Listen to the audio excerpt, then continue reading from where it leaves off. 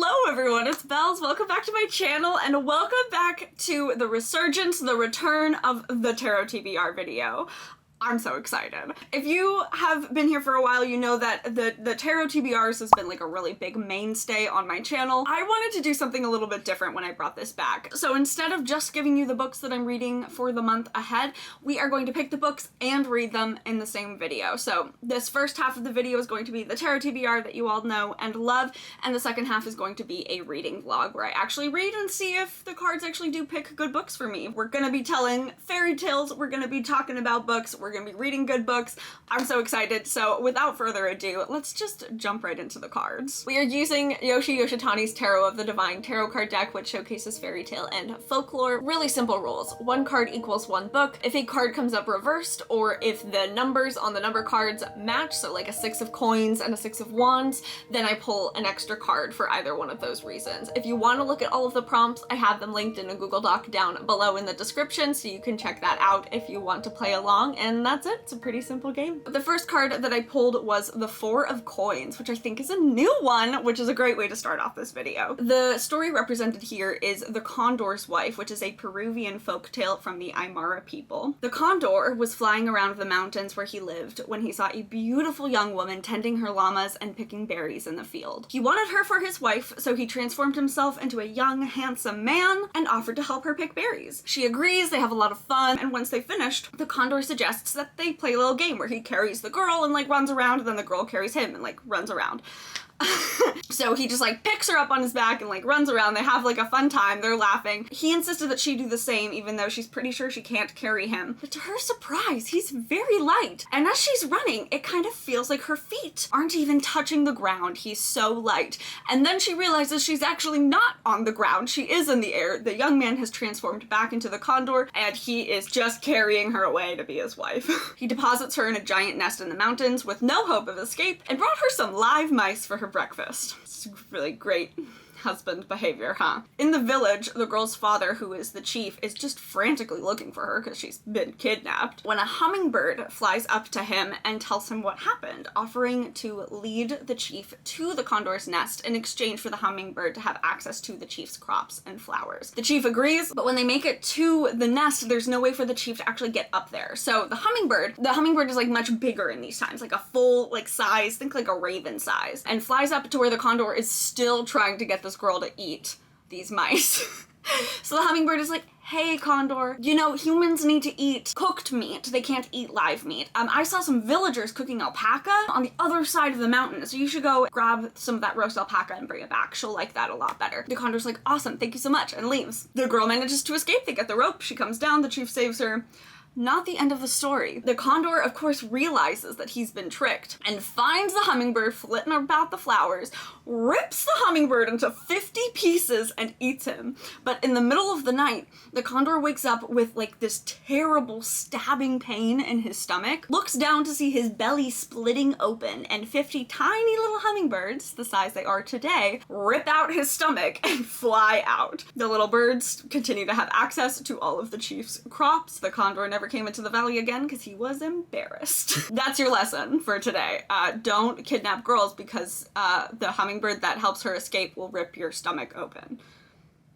The card, the 4 of Coins, this card usually symbolizes like scarcity, conservatism. It's asking you to like really examine your relationship with money. This card usually appears when you're just like looking for more control in your life. The prompt that I have for the 4 of Coins is a classic that is tense or funny, and the book that I picked was The Woman in Black by Susan Hill. This is a classic gothic haunted house story about a young insurance adjuster who heads out to the marshlands to take care of a deceased widow's affairs and winds up trapped in a weird little town. Starts experiencing some supernatural occurrences. I'm very excited. This has been on my TBR for a while. I've heard so many good things about it, so I'm very excited to pick this guy up. The next card that I pulled was Judgment, and the figure represented here is Sun Wukong, the Monkey King, who is a Chinese trickster god. The Chinese trickster god is one of the main characters in the Chinese classic novel Journey to the West. He is born from a giant magical rock, becomes the king of monkeys, and goes on a search for immortality. He actually finds immortality brutality and fights the Dragon King and some other sea demons, wins all the battles, gets a bunch of new weapons and new powers. He scares literally every demon on Earth, and so he's like, you know what? I think it's time I go and fight heaven. So he goes and tries to fight heaven, which does not go well. And Yan Wang, the king of hell, went to get Wukong, dragging him to hell. Because Sun Wukong is our trickster god, he convinces Yan Wang to let him go back to Earth, and before he goes back, Wukong erased his name and all of his monkey friends' names from the Book of Life and Death, making all of them immortal. Every monkey, just immortal. So a whole other war ensues, because obviously you can't, like, fuck with life and death. And finally, Buddha himself was called, and he imprisoned Sun Wukong under a mountain for 500 years to try and teach him some humility. Sometime later, a Buddhist monk stumbles upon this mountain. Wukong asks to be released, and the monk agreed as long as Sun Wukong would repent and become his disciple, and Wukong agrees and basically becomes like a pious superhero that helps people for generations. The card Judgment usually symbolizes absolution or rebirth. It often indicates like a life-changing decision coming up, and usually pops up when you are close to reaching a significant stage in your journey. My prompt for Judgment is to finish a book that I stopped reading or DNF'd, and I may spin the Wheel of Fortune. So the book I picked is Finlay Donovan is Killing It by El Cosamano. This is a book I DNF'd a year ago, following a suburban mom who accidentally finds herself contracted to kill someone because of a misunderstanding in a Panera. I DNF'd this book because I just like didn't really care about what was happening. I thought the characters were really fun, but I think I hit about 50% and was just like, I don't care about the events that are happening here. So based off of the other books that I picked, I think that this is going to be a really good like palate cleanser in between some of the heavier reads. It may have just been like the wrong time for me to read it. I also of course spun the Wheel of Fortune, because why not, which made all cards have an additional prompt of a woman author. So that is very fun. You're gonna notice that. The next card that I pulled was The World. This is a Maori love story about Hinemoa and Tutanakai. Hinemoa was the daughter of a great chief at Ohata, next to this like huge lake. And she was very beautiful, and because of her beauty and her rank, many men wanted to marry her. Tutanakai was one of these suitors, but he knew that his rank wasn't high enough for Hinemoa's father to actually consider him. So he hid his love from her instead, only seeing her at big meetings of the tribe because he lived across the lake. But he would often catch himself gazing at her, just lost in her beauty from a distance. Sometimes he thought that she returned his looks, but he couldn't really be sure. Hinemoa also loved Tutanakai and also hid her love because she didn't think that he wanted to be with her because he never talked to her. So after like genuinely like a ridiculous amount of meetings where they're just like looking at each other, Tutanakai finally sends her a private message, slid into her DMs, asking if they loved alike and asking Hinemoa to leave her home and come be with him. He tells her, at night when you hear the sound of a flute across the water, come across in your canoe. So every night he sat and played his flute for her, but Hinemoa did not come. Her dad suspected that she was going to cross the lake, and so he pulled all of the canoes high up onto the shore to prevent her from doing so. Eventually, she decided she would just swim across the lake, but in the darkness she couldn't see anything, so she had to follow the sound of the flute. When she finally made it to the other side, she found a hot pool and went in to warm herself. Now, at the same time, Tutanakai happened to feel a little thirsty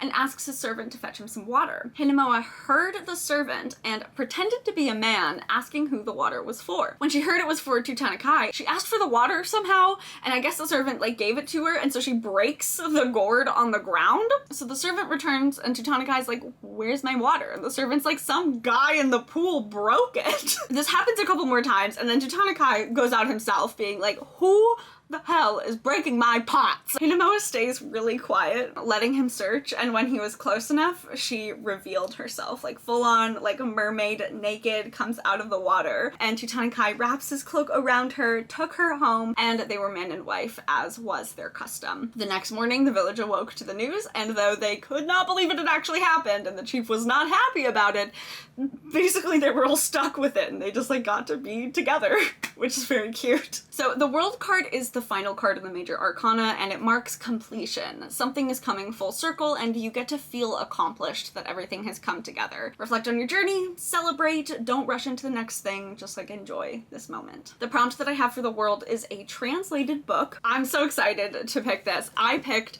Our Share of Night by Mariana Enriquez. This is a family saga set in Argentina from the 60s through the 90s, where we follow a grieving father and son heading to their newly deceased wife's ancestral home to confront a cult who is searching for immortality. This book keeps popping up on best of lists. People are absolutely loving this, and I am genuinely so excited to finally read it. It popped up in my mid-year reading wrap-up as a book that I really wanted to get to this year, because it was a book that I bought like totally impulsively because I thought the cover was so pretty. So I'm so excited to have an excuse to read this. The last card that I pulled for this spread was the Five of Coins, another one that we have seen before. This is The Little Match Girl, which is a Hans Christian Andersen fairy tale. We'll set the stage with this one on New Year's Eve. We're outside on cobblestone streets. It's very cold, very frosty, and we're following a little girl without any shoes on. She carries a huge bunch of matches in her skirt and her hands, but no one has bought them. She knew she couldn't go home because her father would beat her for not making any money, and she would still be cold at home. She decides to crouch by a wall, and she takes a single match and strikes it to warm her hand. And when it lights up, the little girl sees a beautiful iron stove that warms her whole body, but the image and warmth disappeared when the match goes out. So she strikes another one, and where the light fell, she sees a snow-white tablecloth with a roast goose. Again, the light goes out, the world went dark. A third match, and she is sitting under a massive Christmas tree that's full of lights. And when the match went out, these lights became the stars in the night sky, and one star fell, forming a trail of fire. The little girl knew that in that moment,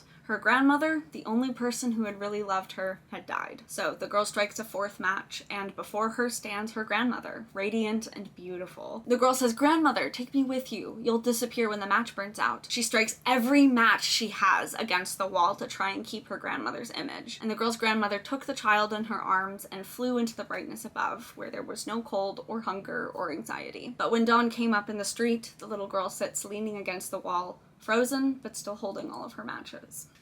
Man. So, this card, as you may have guessed, this is a card of adversity and insecurity, which often means financial insecurity, but could also signal like a lack mindset, where you're focusing too much on what you don't have. Basically, this card usually reminds you to reach out to others for support and work on developing a more abundant mindset so you don't accidentally manifest hard times on yourself. The prompt that I have for Five of Coins is a book over 500 pages that is also tense or funny, and so the book I picked, another one that came up in my mid-year reading wrap-up, was The Poppy War by R.F. Kuang. This is the first of an epic fantasy trilogy that is heavily inspired by the Sino-Japanese conflict during World War II. We follow a young peasant girl, Rin, who gets accepted into the most elite military academy in the country, where she experiences some pretty awful discrimination and also discovers she is a shaman and has some magical powers. Again, this one is something I'm super excited for. I've been looking forward to this book for a long time. It's gotten so many good reviews, so I'm so excited to read this, and I've been missing out on my fantasies. Those are all of the books that I picked for this TBR. I'm really excited to read all of them. I hope you enjoy the vlog, and I will send it over to Reading Bella. I just finished writing a 3,000 word essay, and my partner is about to come back from a week-and-a-half long trip. They land in an hour. To while away my time while I'm waiting for them to get back, we're gonna start The Woman in Black. I don't know very much about it. I saw the Daniel Radcliffe movie, the first one. I didn't even know there was a second one until I looked this book up a couple of days ago. I saw the first one. I remember liking it. It's just like a classic haunted house story. She's a little novella, so like nothing too crazy. Without further ado, let's read some spooks.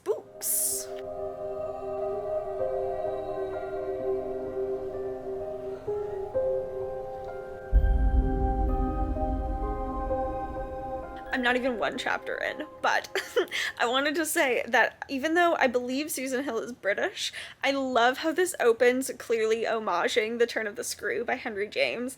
Look, that book is so boring, but it opens with Christmas Eve and everyone's telling ghost stories and someone pulls out like the true story to tell that scares everyone. And this opens in the same way. Yeah, I'm having a great time already.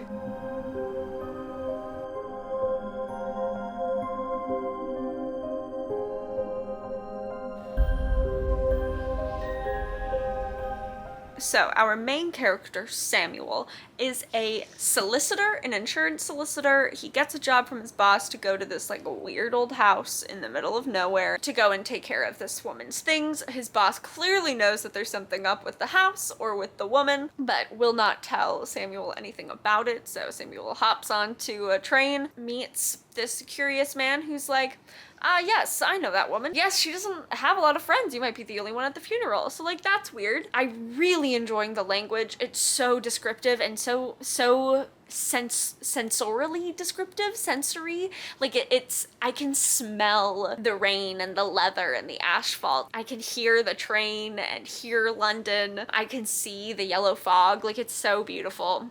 And I don't even think it's particularly like purple or super prosy. It actually reminds me a bit of how Robin Hobb writes her books. There's nothing like specific that you can pull out and be like, wow, that's such good, unique, interesting writing. But for some reason, it's just the cadence and the pace just really brings you into the story. My only concern with a book like this is if you open with 10 years in the future with the same character, then you already know that they don't die. I'm always curious to see how a horror can like subvert that, just because it kind of lowers the stakes if you know that they're going to get out of it alive. You know what I mean? It's considered a classic for a reason, so I'm not really concerned at all. Honestly, if it stays at this level of pacing and writing, I'm gonna have a great time.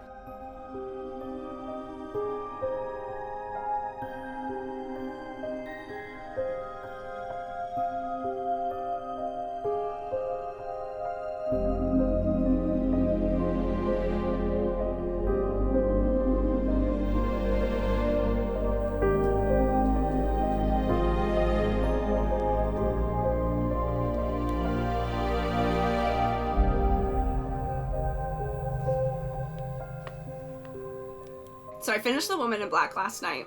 Actually, that was 2 nights ago. I lied to you. You'll see in the little vlog footage, the video I had where I was like outside and it was bright and sunny and I was like, I can't finish this like atmospheric horror book in the sun like this. So I waited until it was nighttime to finish it. And I'm glad I did. I think I'll give it like a 4.25. I thought the atmosphere was just like so impeccably well done. I thought the ending was just wonderfully bleak. It really sits into like that Shirley Jackson aesthetic of horror where you have a lot of atmosphere and a lot of dread, but not a lot actually happens to the characters. Like, there's only a couple of things that happen that like genuinely traumatize them. Like, it feels like they could all go home and like be okay, but then the last thing happens and then that's the end of the book. I love that. You know, you get these books that are so horrifying, that have so many things like back to back to back that are just like so dreadful or so gruesome or so gory, and you're like, I don't know how these characters can just like be okay. This book doesn't do that. Arthur is like such a cheerful, nice, like happy-go-lucky young man. He's got his cute fiance Stella. He's just trying to like do his job and like make some extra money so him and his wife can like get a house once they get married. Like, it's just like, he's just like a nice guy. You just want him to be happy and succeed, and then he goes to this like awful house and gets traumatized by like a couple of things that happen. And I really like how personal it feels. We would all feel that way if we experienced half of what Arthur experiences in this house. I like the realism of it, that it just feels awful. I love that brand of horror that just like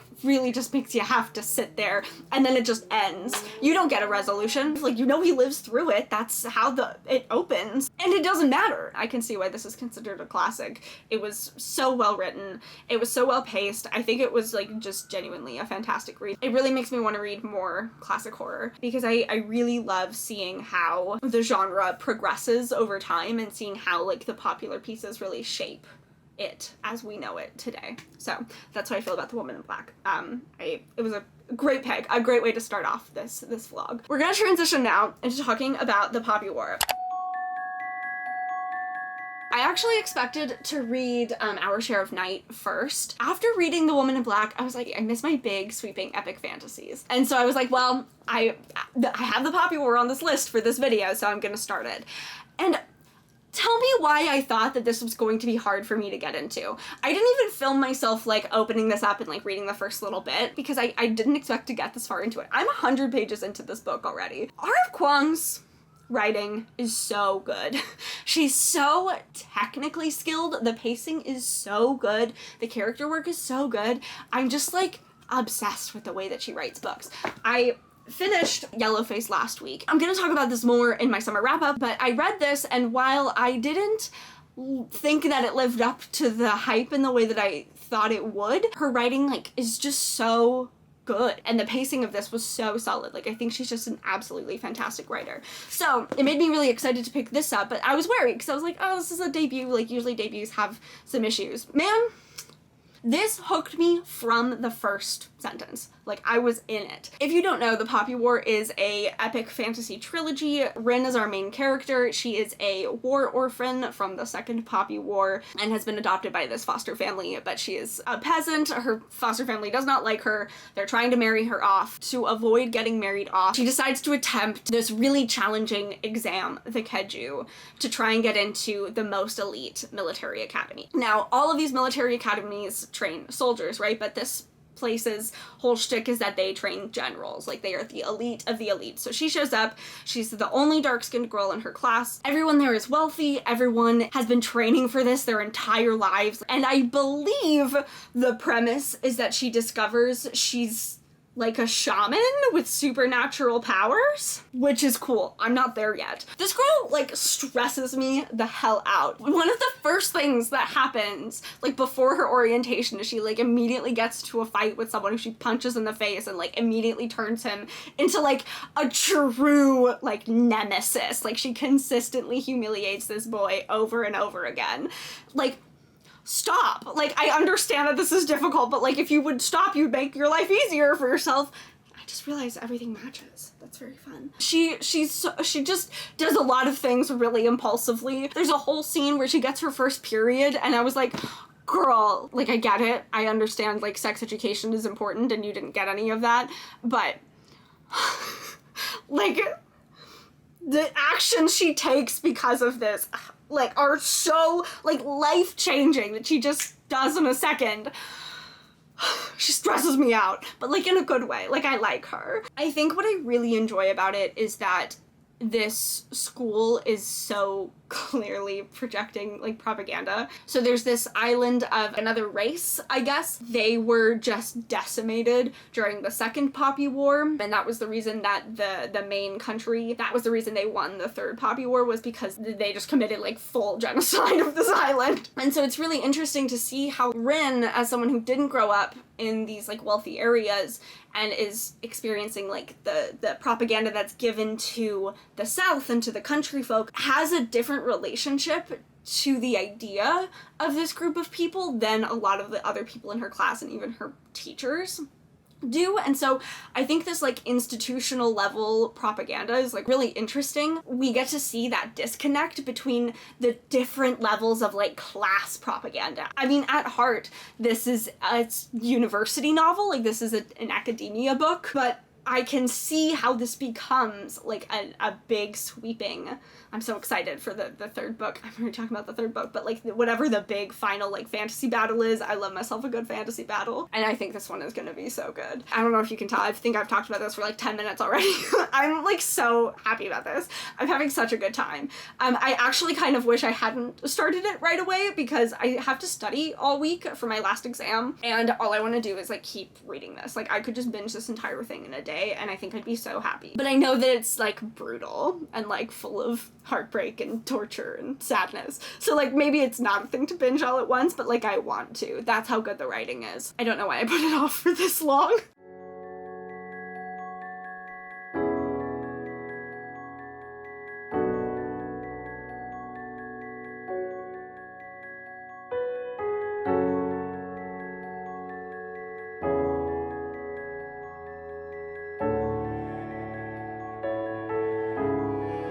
Ignore the shower hair, but I just wanted to give you a quick update because I just, ow, as I hit myself in the eye. I got too excited. I wanted to give you a quick update on the Poppy War, since I'm about halfway through now. I mean, it's going really well. The biggest thing that I've noticed is that this book has like a much bigger scale than I expected. Like, for some reason I expected this whole first book to be in the school, and we are like not even 200 pages in and we are out of the school. Like, I genuinely don't know where this book is going, and I can't imagine 3 books. Like, it's reading like a standalone right now.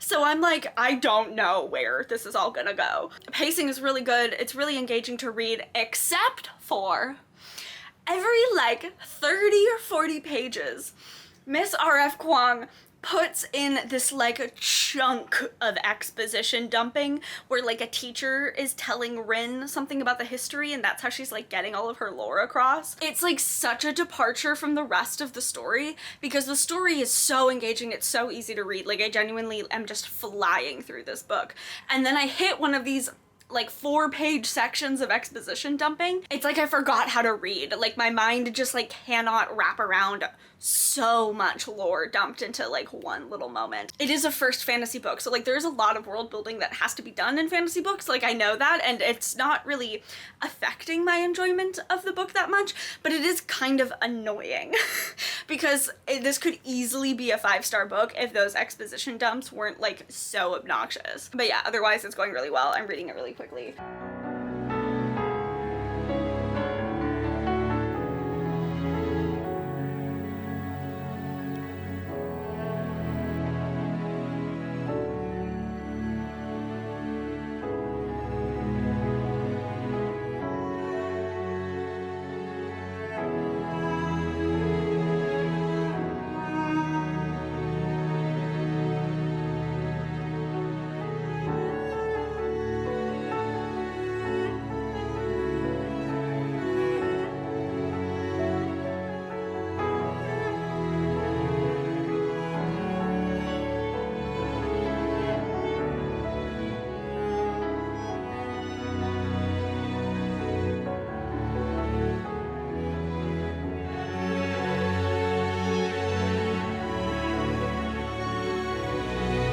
So, I finished the Poppy War. I think it might sit at like a 4.25 for me. Genuinely one of the bleakest endings to a book series, or to a first book fantasy series that I've read.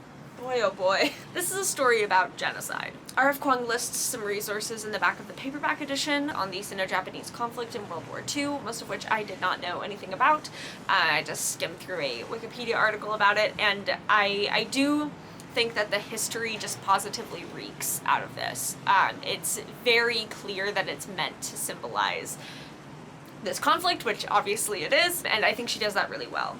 I do think her writing is really engaging and really accessible. Like, for a fantasy series, I don't think it's that challenging to engage in text-wise. Content-wise, holy moly. I saw a review that basically said that after chapter 21 they didn't want to read the rest of the book and didn't.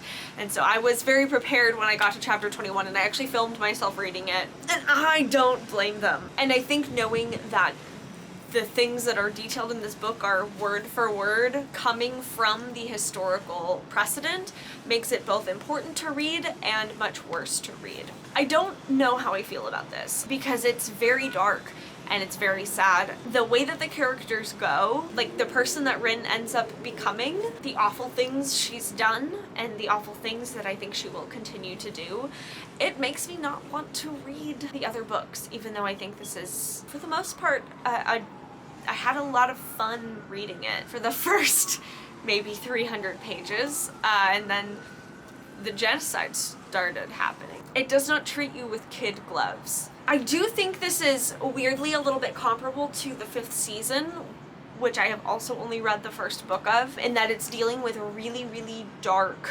true, real things that have happened and putting them in a fantasy world. Readers who may not necessarily pick up a book on the Sino-Japanese conflict will pick this up because they like fantasy. It feels like a series I will want to continue in the future, but I can't imagine myself wanting to do that anytime soon. Honestly, this is like genuinely quite upsetting. I genuinely like don't even know where the next 2 books could possibly go. I expected this to be like like the whole trilogy, and it was packed into this one 500-page book. And I don't know. I genuinely have no idea where that could go after this. This was a good read, but I don't think it's for everyone. And for those that it is for, I don't know, be prepared for a genocide, I guess. Jesus fucking Christ. I knew that this was gonna end up being a bummer. And so I have decided that I'm going to pick up Finlay Donovan today. What a perfect way to like decompress from this to read like the most chaotic book. I'm gonna grab my copy. My partner's playing video games, so that's why we're outside. Give me a moment. I think I read like pretty close to the end. Let me pull up my journal entries for this. I don't think there's anything wrong with this book. In fact, I think the characters are great and the story fun. I just need to stop reading thrillers. I don't like the structure and the constant breakneck pace. It makes me so bored. I just find myself not caring about the story at all. Maybe I'll give this one a shot later if I need a palate cleanser. If you like thrillers, this one is super fun, just not for me. I do need a palate cleanser. And so we're gonna do this. I stopped at 58%. Wow, almost exactly a year ago. Do I want to start it from the beginning? It's been a whole year since I read this, so I feel like I'm gonna miss like the nuance of it if I don't start from the beginning. Yeah, I don't know what's happening, so I think I'm gonna have to start it over. So when I am a little bit into this, we'll talk about how I feel having DNF'd this book and now picking it back up again. I think that'll be a fun fun way to pretend that I didn't read the horrible things that I just finished. Okay, I'll talk to you in a little bit.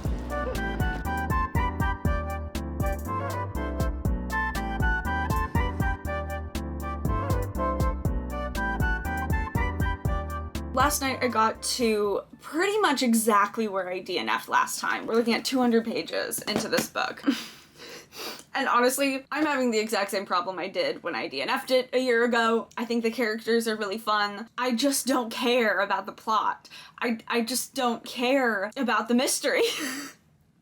Which is weird because like the characters are so fun. There's some kind of disconnect for me with this book, and I don't know what it is. And I feel like it's really made the rounds around book 2, but if you don't know what this is about, this is following Finlay Donovan, who is a single mom and struggling writer who has a lot of bills piling up. Her ex-husband is like a total tool, like in just every way. He's just the worst. And him and his ex-fiance are going to start a custody battle to get full custody of her children. We open this book and she's just like trying to make money. At a meeting with her agent, she writes romance thrillers, and she's talking about the complicated nature of the murder that she's writing, and a woman next to her overhears her, thinks she's actually a hitman, and contracts her to kill her husband, and the plot unfolds from there. And it's just like chaos. Like, we're just tumbling through the story.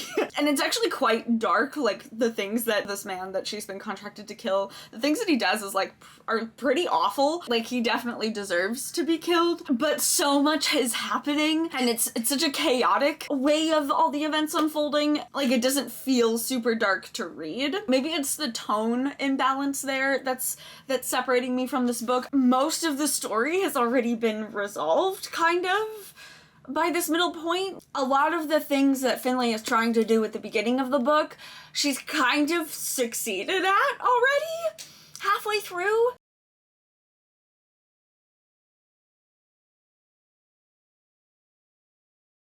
I am dedicated to finishing this book for this video since I've already DNF'd it once. I'm gonna finish it and maybe the ending will like bump it up from the 3-star that I think it is right now. I'll probably just let you know when I finish it and let you know how I feel in the end.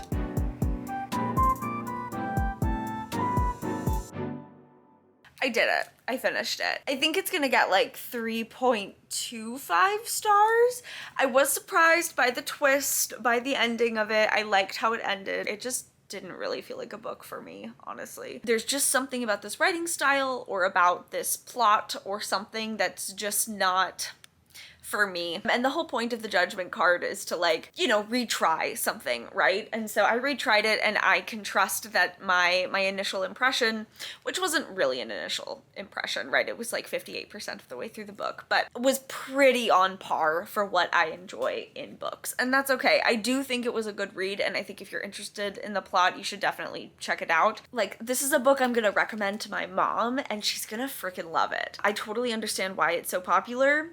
It's just not my favorite. It ended on such a cliffhanger that I'm like interested enough to like want to know what happens in the second book, but not interested enough to like actually pick it up. I don't know if that's a good thing or a bad thing, that literally the last line of the last page of the book is what makes me like excited to pick up the next one. I don't think that's really a good gauge for if I enjoyed it or not, but the plot is fun, and if it sounds like fun to you, you'll probably have fun reading it. Not my favorite, but still memorable. Memorable enough that I was willing to give it another shot. And even though it wasn't like perfect, I think it was still good. I didn't like hate my time reading it. I was just a little bit distracted, bored. I don't know. My partner is here with food and is standing by the door trying not to make a noise while I film this. I will see you when I start the last book of the vlog.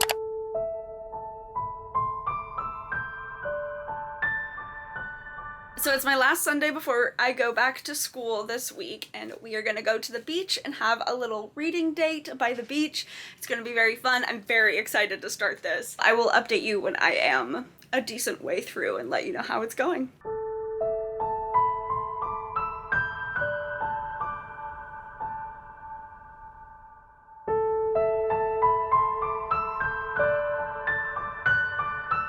So I got to 100 pages into this, which is about like 1/6 of a way into this bad boy yesterday, and I am loving it so far. It is so elegantly put together. The way that all of these different characters and all of these different situations kind of move and flow together is just like so beautiful. I'm just really marveling at how, I don't know, sophisticated the writing is, I guess. Even though I find it not too difficult to read, it's reminding me quite a bit of The Historian by Elizabeth Kostova, which was one of my favorite books of the first half of this year. Even though I think this is much darker than that book and will definitely get much darker than that book, I think both of these books really cater to like a slow enjoyment of reading, like really letting yourself get lost in the story and the characters, and I really like it. It feels very character focused, but there's still plot that drives it forward, which of course we all know is my favorite. What is this actually about? So I still don't feel like I have a great grasp of the plot. I haven't even finished the first section. Instead of chapters, they're like split up into like 7 sections. What we know is that Juan is our main character, very tall, very hot, blonde man, and he has this heart condition, but he is also a very powerful medium, and he works with the Order, which is some kind of demonic cult that summons demons. I know from the opening flap, the cult itself is on a search for immortality, and so we have a little bit of the inklings of that, but not a lot. We haven't even really met the Order yet, and he's trying to save his son, Gaspar, from becoming like the next him in the Order, because he's quickly discovering that Gaspar is as powerful as him, if not more so. Gaspar is only like 6 years old at this point in the story. Juan is trying to figure out a way to hide him from the Order or save him from the Order by the time he comes of age. We've got a couple of characters. Juan's wife, Rosalito, has died. Though he is usually able to speak with the dead, he is not able to contact her. So he doesn't really understand why, but he's pretty sure that people are like hiding her presence from him so that she can't talk to him, to try and weaken him, probably so that they can get Gaspar. I don't know. It's very complicated. There's a lot going on. So we're in Argentina in the 80s. We're in the middle of the dictatorship. They're actually heading to Rosalito's mansion for like some kind of convening of the Order, some kind of ceremony that Juan is going to enact. So that's all I got right now. The characters are incredibly compelling, so I'm really excited to see where it goes.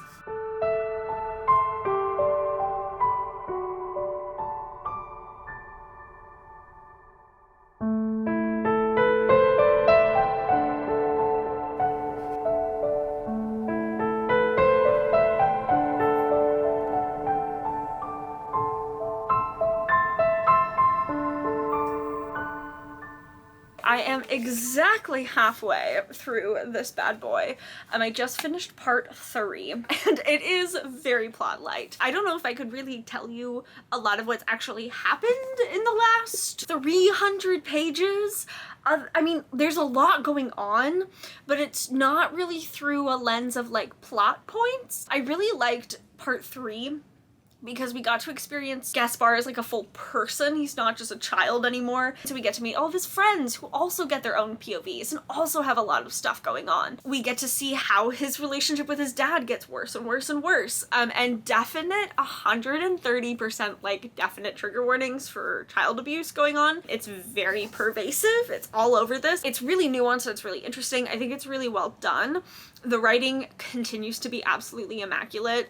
Absolute kudos to Megan McDowell, who is the translator for this. Flawless. I mean, I don't know what this is obviously like in the original language, but it's really, really beautiful to read. I find myself getting very lost in it. It's hard for me to want to pick up because I feel like every time I pick it up, I want to spend like 2 hours in the world. It's very, I don't know, compulsive almost, addicting almost. Like I feel very enveloped in this world when I'm reading it, and that's something I really enjoy. I don't know if I would say I'm having a good time, but I'm having an experience and I'm enjoying that experience.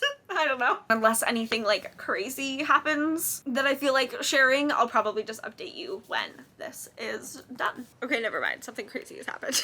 So I literally started part 4.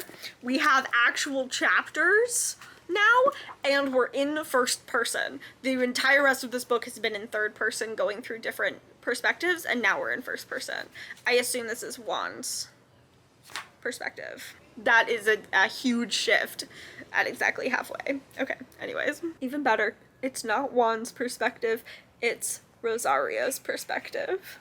And I have been looking for her voice throughout this, and I'm so glad we get it like a first person voice.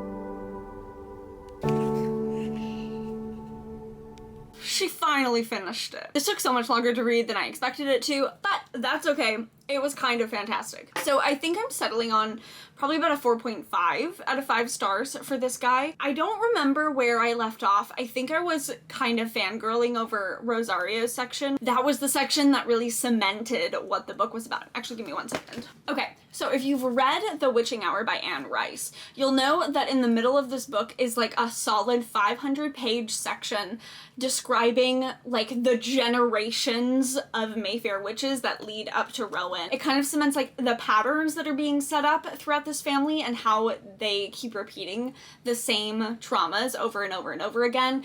It sets up like Lestat? No. Lasher. She names all of her mythical creatures with an L. You watch him get more and more powerful throughout this generational period.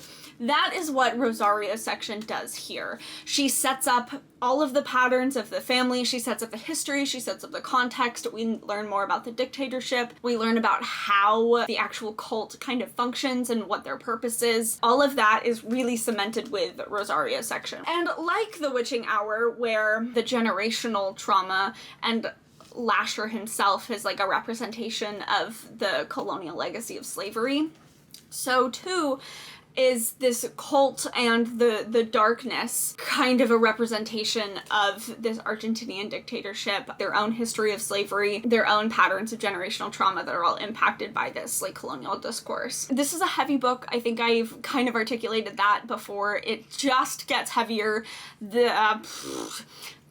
One of the poor characters at the very end, his death is particularly gruesome. This is not a book for everyone, and I do think that its gruesomeness and its completely nonchalant interaction with child abuse will keep it from being a favorite for me, just because it's just so much.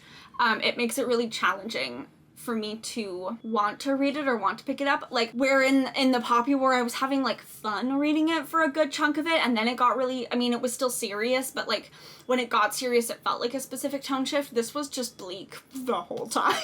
It's also very plot light, where the plot that is articulated on this opening flap is kind of a loose interpretation of what this book is actually about. It's a story of so many things, and it's dealing with so many things and so many people that the context of, this is dad and the son going on a road trip and there's a cult involved. Like, that is such, like, you're scratching the surface of this book. And while sometimes plot-like stories are a little bit hard for me to connect to because I really like character arcs, it really does center on these character arcs and how these characters like move through the world. I just think this was really good. It was just so beautifully put together. It was so elegant. I feel like if you liked The Witching Hour, you will absolutely like this. This is this, but like in a contemporary way. There's not a lot of queerness in this, which is surprising because Interview with the Vampire is like so gay. This is like very queer. It's dealing with so many different versions of queerness and how that manifests in different people and even in the same person as they grow. But it is just exploring queer characters living their lives.